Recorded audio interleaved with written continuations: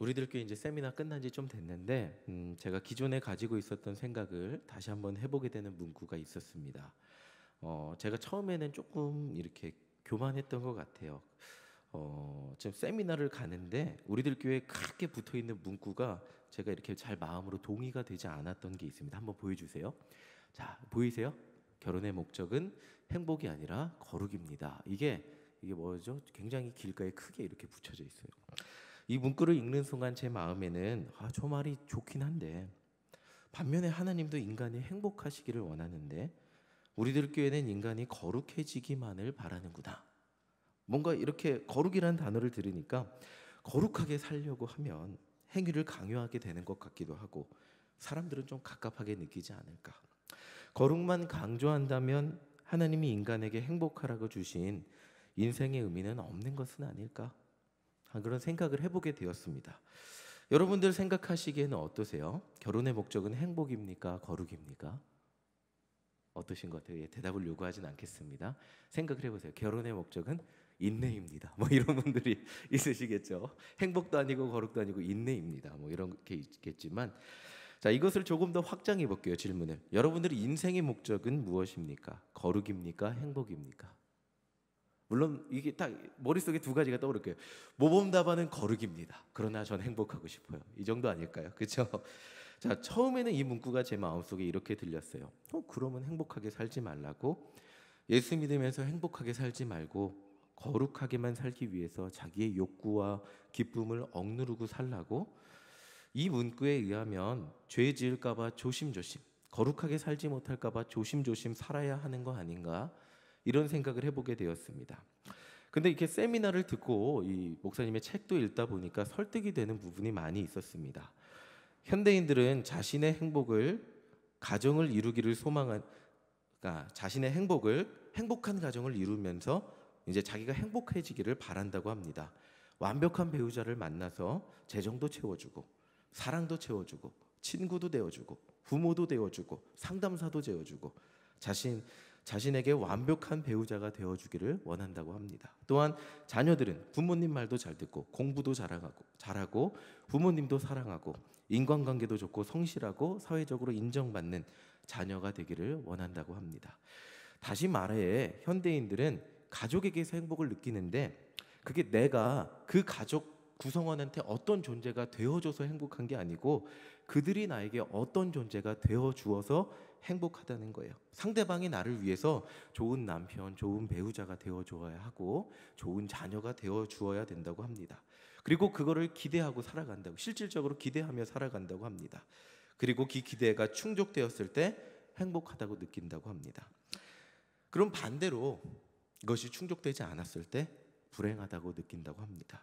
그러나 완벽한 가정이 없다고 돈 잘 벌어오는 배우자가 가정에 소홀하고 가정에 충실한 배우자는 재정적으로 다른 배우자보다 부족할 수 있고 완벽한 배우자인 것 같은데 신앙은 없고 공부 잘하는 자녀는 부모와 관계가 소원할 수 있고 사춘기의 자녀들은 부모의 마음을 몰라줘도 너무 몰라주고 등등 가정에서 기대하는 것들이 채워지지 않을 때 이렇게 우리는 힘겨워서 눈물 흘린다고 하고 행복하게 느끼지 못한다고 합니다. 여기에서 우리가 알 수 있는 것은 결혼을 통해 가정을 이루면서 우리가 바라는 것은 우리 가정의 행복, 그러니까 내가 아니라 우리 가정의 행복이라고 이야기하지만 결국에 내면을 보면 상대방을 통해서 나의 행복을 추구하는 것임을 알 수 있습니다. 그러니까 상대방, 가족이라고 하지만 그 상대방을 통해서 내가 원하는 것이 충족되지 않았을 때 행복하지 못하다고 느끼고 우울해하고 깨어진 가정을 붙들고 괴로워하며 참기도 하고 때로는 이혼을 선택하기도 한다고 합니다. 그러나 결혼의 목적이 거룩이라면 배우자가 돈을 잘 벌어도 돈을 못 벌어도 자녀가 잘났어도 못났어도 그것과 상관없이 우리 가정의 주인공이 예수 그리스도라는 이유만으로 기뻐하고 감사할 수 있다는 겁니다. 그러니까 이 기준이 달라지는 거죠. 행복을 원하며 살아갈 때 이제 말은 행복이라고 하지만 행복이라고 잘 포장된 내 만족이라는 욕심이 가정 생활을 통해 채워지지 않을 때 행복을 추구하며 사는 사람들은 우울해하고 슬퍼한다고 합니다. 그러나 거룩을 원하며 살아갈 때 가정이 예수 안에서 하나 될 때 그것만으로 만족할 수 있다고 합니다. 그것만으로 감사할 수 있다고 하죠. 반대로 그러면 우리가 애통하며 슬퍼하는 상황은 우리 가정이 재정적으로 어려울 수도 있고 우리 가정이 자녀 문제로 힘들 수도 있지만 그 더 애통해하며 슬퍼하는 순간은 우리 가정이 예수 이름으로 하나가 되지 못하는 순간이, 거룩을 추구하며 살 때 우리가 슬퍼하는 상황은 이런 상황이라는 겁니다. 이것 때문에 애통해하고 간절히 기도한다고 합니다. 여러분들이 가정에서 바라는 것은 무엇입니까? 행복이라고 잘 포장된 나의 만족입니까? 거룩을 말하는 거룩이라는 예수님의 주인 되심입니까? 우리 가정의 예수님의 주인 되심입니까? 자, 이렇게 질문하면 많은 분들이 이렇게 대답할 수도 있어요. 둘 다입니다 라고 대답할 수 있겠죠. 네, 둘 다 갖기를 원하시죠. 근데 그렇게 추구하며 살다 보니까 실상은 그렇지 않음에도 불구하고 가정의 재물의 위기가 오면 하나님이 우리 가정을 사랑하지 않는 것 같아요. 가정의 자녀의 위기가 오면 하나님이 우리 자녀를 사랑하지 않는 것 같아요. 그렇죠? 위기가 오면 우리가 두 개를 다 바라며 살다 보니까. 근데 마태복음 6장 24절에 이렇게 얘기하고 있어요. 우리 함께 읽겠습니다. 시작. 한 사람이 두 주인을 섬기지 못할 것이니 혹 이를 미워하고 저를 사랑하거나 혹 이를 중히 여기고 저를 경히 여김이라. 너희가 하나님과 재물을 겸하여 섬기지 못하느니라. 자, 우리는 둘 다라고 얘기하지만 결국 우리 마음속 깊은 곳을 보면 하나님의 능력을 통해서 내가 잘 되기를 원하는 마음, 그 마음을 가진 경우가 많이 있습니다. 그래서 예수님은 말씀하세요. 마음의 진짜 주인은 하나밖에 될 수 없다. 우리의 진짜 주인이 하나님이 될 때 우리는 거룩을 목적으로 살 수 있게 된다는 것입니다. 자, 한 주간 주일날 목사님께서 말씀하신 팔복을 묵상해 보았어요.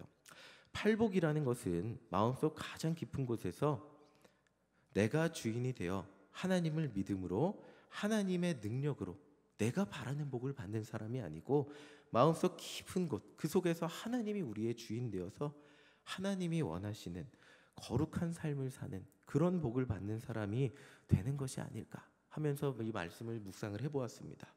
자, 오늘 본문인 에베소서에서도 바울도 복을 설명해 주고 있어요. 에베소서 1장 3절 우리 함께 한 목소리를 읽어보겠습니다. 시작. 찬송하리로다 하나님 곧 우리 주 예수 그리스도의 아버지께서 그리스도 안에서 하늘에 속한 모든 신령한 복을 우리에게 주시되. 자, 바울은 에베소 교인들에게 하나님께서 그리스도 안에서 하늘에 속한 모든 신령한 복을 주셨다 그러고 있어요. 우리가 기존에 가지고 있던 복의 개념을 적용해 볼까요? 하늘의 능력으로 우리가 구하고 필요한 모든 것을 이루어 주시는 하나님으로 이해할 수 있어요. 내가 살면서 바라는 모든 것을 내 힘으로 다 얻을 수 없으니까 전능하신 하나님의 능력으로 다 채워주는 거예요. 내가 가지고 싶었던 재물, 내가 가지고 싶었던 집, 내가 가지고 싶었던 차, 자녀의 성공, 모든 것을 채워주시는, 내 힘으로 자녀 어떻게 할 수 없으니까. 그렇다면 바울이 이런 복을 이야기하는가 한번 살펴보겠습니다. 에베소서 1장 4절 우리 함께 읽어보겠습니다. 시작. 곧 창세전에 그리스도 안에서 우리를 택하사 우리도 사랑 안에서 그 앞에 거룩하고 흠이 없게 하시려고. 자, 바울이 말하는 신령한 복의 목적은 거룩하고 흠이 없게 되는 거예요. 바로 이것이 하나님이 우리에게 복을 주신 이유입니다. 그러면 하나님이 아브라함에게 이 말을 한 것은 무엇을 뜻하는지 살펴볼게요. 창세기 12장 2절 함께 읽어보겠습니다. 시작. 내가 너로 큰 민족을 이루고 내게 복을 주어 내 이름을 창대하게 하리니 너는 복이 될지라. 하나님은 아브라함에게 복이 될 것이라고 말씀하셨어요. 아브라함이 받은 복은 무엇일까요? 우리가 쉽게 생각하는 것은 엄청난 부자가 된 것이죠. 롯과 아브라함의 양을 함께 먹일 장소가 없을 정도로 가축이 늘어났습니다. 또 결국 인내했더니 이삭을 받았습니다. 하나님은 아브라함에게 엄청난 재산의 축복과 자녀의 축복을 주셨습니다. 그렇다면 여기에서 오늘 본문을 가지고 한번 적용해 보겠습니다. 아브라함이 복을 받았으니 거룩하고 흠이 없어야 돼요. 재산을 많이 받은 것이 거룩하고 흠이 없는 것입니까? 그러면 결국 자녀가 태어난 것이 거룩하고 흠이 없는 것입니까? 이렇게 생각할 수 있겠죠. 아브라함이 거룩하고 흠이 없으니까 결국 복을 받았다고? 맞습니다. 남들보다 뛰어난 건 맞는데 근데 아브라함도 실수를 했어요. 약속을 참지 못하고 기다리지 못하고 이스마엘을 낳았고 99살의 아들을 준다고 하시는 음성에 하나님 온전히 믿지 못했습니다. 아브라함도 믿음이 100% 완벽하진 않았어요. 그렇다면 아브라함이 받은 신령한 복, 거룩하고 흠이 없는 사람이 된 모습이 뭔지 찾아볼게요. 22장 12절, 창세기 22장 12절 함께 읽어보겠습니다. 시작. 사자가 이르시되 그 아이에게 내 손을 대지 말라, 그에게 아무 일도 하지 말라. 내가 내 아들 내 독자까지도 내게 아끼지 아니하였으니 내가 이제야 내가 하나님을 경외하는 줄을 아노라. 하늘의 신령한 복을 받은 사람은 바로 하나님의 말씀이라면 애통해도, 너무나 마음이 애통해서 순종할 수 없어도 하나님의 말씀에 순종하는 사람입니다. 거룩하고 흠이 없는 사람이 된 모습은 아들 이삭을 하나님의 명령에 순종해서 바치려고 한 사람입니다. 거룩하고 흠이 없는 것은, 말씀 다시 보여주세요. 재물이 많아진 것도 아니고 아들이 생긴 것도 아니고 하나님께 이 말을 들은 거예요. 우리 빨간색 함께 읽어보겠습니다. 시작. 이제야 내가 하나님을 경외하는 줄을 아노라. 거룩하고 흠이 없다는 것은 하나님을 경외하는 자가 되는 거예요. 하나님의 말씀이라면 내가 할 수 없는 일도 순종하면서 하는 것이 거룩하고 흠이 없는 자가 된 거예요. 자, 그러니까 하나님께서 우리를 부르시고 신령한 복을 주신 목적은 행복이라는 것으로 포장된 내 만족이라는 거 아니에요. 아브라함이 받은 물질적인 복에만 초점을 맞출 때 우리는 하나님께 구하고 받는 것에만 초점을 맞춰요. 받는 것에만 초점을 맞추고 살아가고 더 열심히 믿어서 받으려고 해요. 더 많이 들어서 더 많이 받고 싶어요. 근데 오늘 말씀에서 아브라함을 통하여 우리가 보아야 하는 것은 하늘에 속한 신령한 복은 내가 하나님께 받은 게 아니라는 거예요. 하나님께 순종해서, 하나님의 명령에 순종해서 도저히 인간으로서 드릴 수 없는 것을 드리게 된 것이 진짜 복이라는 거예요. 하나님께 도저히 인간으로서 할 수 없는 순종을 하게 되는 것, 내가 아무리 노력해도 할 수 없는, 어떻게 아들을 받죠? 할 수 없잖아요. 내가 아무리 노력해도 할 수 없는 인간적인 용서 할 수 없잖아요. 사랑 할 수 없는 것, 이것을 하게 되는 것이 하늘의 신령한 복이라는 거예요. 내가 많이 받는 게 아니라 하나님 말씀에 순종해서 내가 하나님 앞에 드리게 되는 것이 복이라는 거예요. 그렇다면 우리는 하나님께 복을 받는다고 표현하는데 받는 게 아닌가요? 라고 질문하실 수 있어요. 그래서 바울은 이렇게 말해요. 에베소서 1장 8절 9절 우리 함께 읽어보겠습니다. 시작.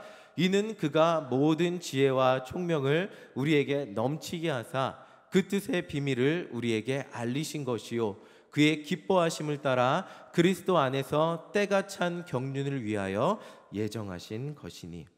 하나님께서 우리에게 진정한 복은, 주신 복은 하나님의 뜻을 깨닫는 지혜와 총명을 주신 거예요.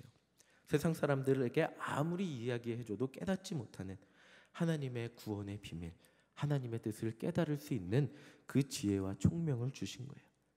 다시 말하면 하나님께서 아브라함에게 지혜를 주지 않으셨다면 아브라함은 죽었다 깨어나도 하나님 앞에 이삭을 바칠 수 없는 존재였을 겁니다. 우리도 하나님께서 지혜와 총명의 복을 주실 때에만 예수님의 십자가가 믿어지고 하나님의 뜻이 깨달아져서 순종할 수 있다는 거예요. 자, 이 복이 어떻게 구체적으로 적용되는지 우리 오늘 베드로의 말씀을 보면서 묵상해 보겠습니다. 누가복음 5장 4절 5절 우리 함께 한 목소리로 읽어보겠습니다. 시작. 말씀을 마치시고 시몬에게 이르시되 깊은 데로 가서 그물을 내려 고기를 잡으라. 시몬이 대답하여 이르되 선생님 우리들이 밤이 새도록 수고하였으되 잡은 것이 없지만은 말씀에 의지하여 내가 그물을 내리리이다 하고. 자, 이 사건이 일어난 상황을 제가 숫자로 적용했어요. 정리해서 1번이 뭐죠? 밤새도록 물고기를 잡았어요. 어부예요. 전문가죠. 잡았죠? 못 잡았죠? 못 잡았어요. 한 마리도 못 잡았어요. 근데 예수님이, 비전문가인 예수님이 물고기를 잡으러 가라고 명령하십니다. 근데 아마 밤새도록 못 잡은 대로 다시 못 잡았는데 바다로 가래요. 그러니까 시몬이 어떻게 하죠? 말씀에 의지해서 그물을 내리러 갑니다. 그 순종한 결과를 한번 6절 보겠습니다. 함께 읽겠습니다. 시작. 그렇게 하니 고기를 잡은 것이 심이 많아 그물이 찢어지는지라. 순종의 결과는 밤새 잡으려고 그렇게 노력했던 물고기를 엄청나게 많이 잡은 겁니다. 많은 사람들은 여기서 멈춰요. 이것이 복이라고 생각하고 이 복을 얻기 위해 기도도 열심히 하고 신앙생활도 열심히 합니다. 내가 아무리 노력해도 얻지 못했던 재물을 예수님의 능력으로 얻기를 위해서 이거 바라고 기도하고 살아가요. 그런데 우리의 베드로는 여기서 멈추지 않죠. 예수님을 통하여 하늘에 있는 신령한 복을 깨닫는 지혜를 받습니다. 8절 기가 막혀요. 8절 함께 읽어보겠습니다. 시작. 시몬 베드로가 이를 보고 예수의 무릎 아래에 엎드려 이르되 주여 나를 떠나소서 나는 죄인이로소이다 하니. 생뚱맞지 않아요? 갑자기 물고기 많이 잡았는데 나는 죄인이래요. 저 같으면 예수님의 말씀에 순종해서 대성공을 했잖아요. 물고기 엄청 잡았잖아요. 그럼 이렇게 말할 것 같아요. 예수님, 드디어 하나님의 때가 되었군요. 응답해 주셔서 감사해요. 앞으로도 예수님 말씀에 순종할 테니까 계속해서 물고기 많이 잡게 해주세요.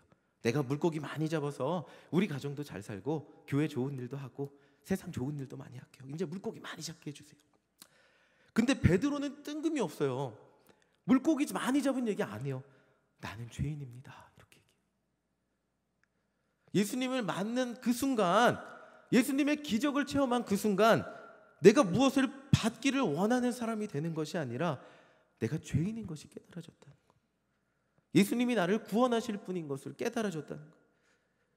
이것이 예수님을 통해 주어진 진짜 지혜와 총명의 결과라는 거예요. 그리고 이렇게 깨달아진 결과 어떻게 되는지 한번 11절 볼까요? 함께 읽겠습니다. 시작. 그들이 베드로를 육지에 대고 모든 것을 버려두고 예수를 따르니라.